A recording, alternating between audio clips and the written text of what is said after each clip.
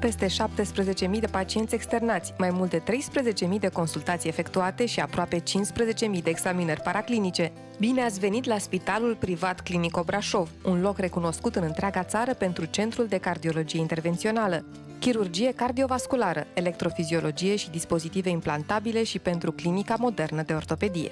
Dotat cu aparatură medicală și echipamente de înaltă performanță, Clinico Brașov vine în întâmpinarea dumneavoastră cu servicii medicale și condiții de spitalizare la standarde europene. Întreaga activitate desfășurată se concentrează pe următoarele specialități medicale: cardiologie intervențională, chirurgie cardiovasculară, electrofiziologie, dispozitive implantabile, ortopedie, traumatologie și reabilitare medicală și sportivă.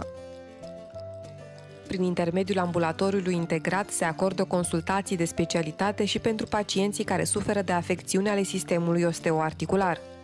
Aparatura din dotare permite efectuarea pe loc a examenelor radiologice, element important în diagnosticarea pacienților.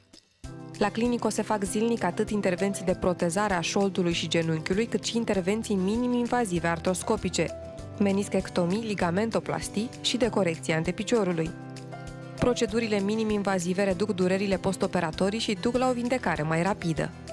Ajunși în Centrul de Recuperare Medicală și Sportivă Clinico, programele individualizate de kinetoterapie, fizioterapie și masaj medical vă vor ajuta să vă recâștigați mobilitatea la scurt timp în urma unei intervenții chirurgicale. Programele personalizate asistate de către specialiștii kinetoterapeuți sunt dedicate și sportivilor de performanță și celor care practică sport de agrement. În plus, viitoarele mămici care vor să prevină durerile lombare, varicele sau edemele, sunt așteptate aici pentru a parcurge toate etapele către o sarcină ușoară, energică și lipsită de probleme. Odată ce ați trecut pragul Spitalului Privat Clinico Brașov, fiecare pas pe care îl veți face va constitui un stâlp de rezistență în vederea îmbunătățirii stării dumneavoastră de sănătate.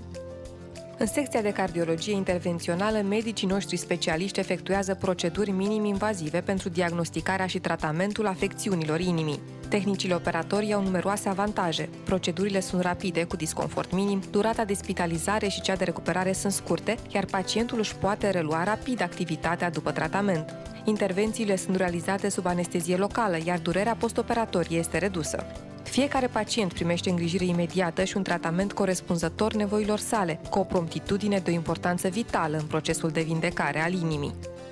Secția de chirurgie cardiovasculară a Spitalului Privat Clinico Brașov are o experiență bogată în toată paleta de intervenții chirurgicale cardiace la adulți.